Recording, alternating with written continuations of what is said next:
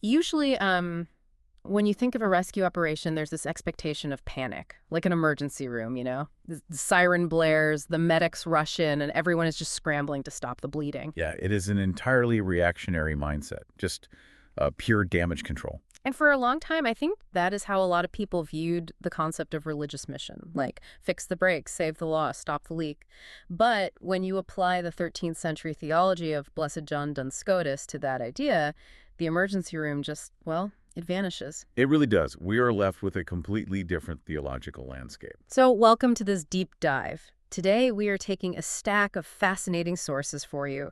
We've got theological theses, papal encyclicals like Redemptoris Missio, and some Franciscan commentary. And our mission today is to uncover how the Catholic universal call to mission, the mandate to share the gospel with every culture, how that transforms when viewed through the lens of Scotus. Yeah, we are moving from this duty-bound rescue mission to a pure celebration of divine love.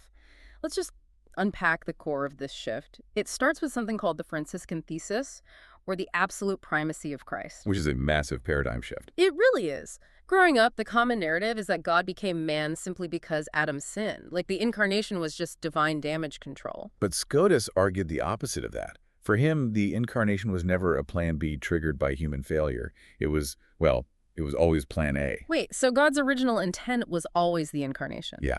The underlying logic here rests on the idea that God is love. Deus caritas est.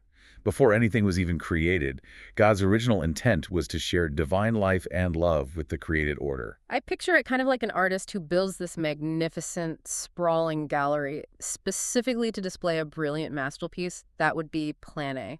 Oh, well, I like that analogy. Because the Plan B mindset is more like building a gallery, noticing a massive crack in the wall, and hastily painting something just to cover it up. Yeah, and when we connect this to the universal mission, the implications for how a missionary operates are just staggering. They're no longer deploying as spiritual medics trying to fix a broken world. You're doing something else entirely. They are. They are inviting all cultures to participate in God's original joyous design. The mission is literally an invitation into that masterpiece gallery. Well, that sounds beautiful, but operating out of pure joy is, it's hard to sustain.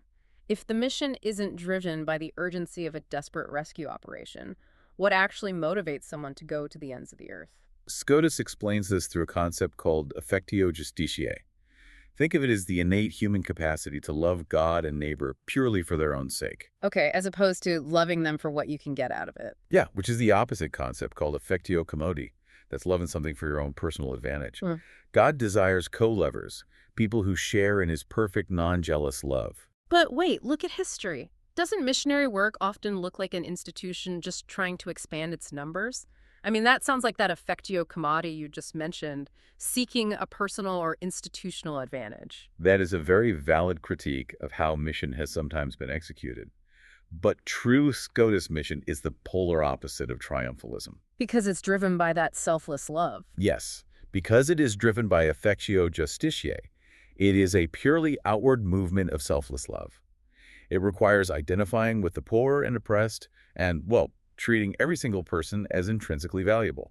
Not just as a quota to be met. Yeah, never a quota. Constant selfless love sounds exhausting, though.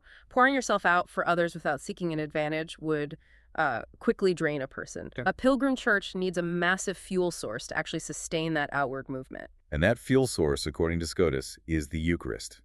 He argued that the church is the principal agent offering the Eucharistic sacrifice. He views this as the pinnacle of the order of merit. The order of merit. Can you define that for the listeners? Sure. In plain terms, the order of merit is simply how God values human action. And the Eucharist is the exact intersection where God's perfect love meets humanity's highest possible response. Wow. Participating in that intersection must physically rewire a person's desires then. It isn't just an inward-facing ritual where you sit in a pew and feel peaceful. No, it pulsates outward. Because the Eucharist is the ultimate act of God's selfless love. Participating in it naturally aligns a person's will with God's. So it pushes them out into the world. Yeah, it pushes them outward, turning the evangelical life itself into a sacrament where, as they say, to be is to preach. Which fundamentally alters the everyday understanding of going to church. It kind of strips away the idea of the church as a static building. It makes the church a pilgrim people with no fixed abode. Yeah. The community is constantly carrying this Eucharistic joy out to the peripheries. Taking it to unreached nations and cultures. Yeah, always moving outward. Well, to pull this all together for you, Scotus shows us that the universal mission is fueled by sharing God's original delight. It is driven by selfless love, and it is continually sustained by the Eucharist. We have definitely moved far past the emergency room. We really have. But before we leave you, consider this strictly intellectual mystery. Scotus had another concept called hexity, or thisness. Ah, yes.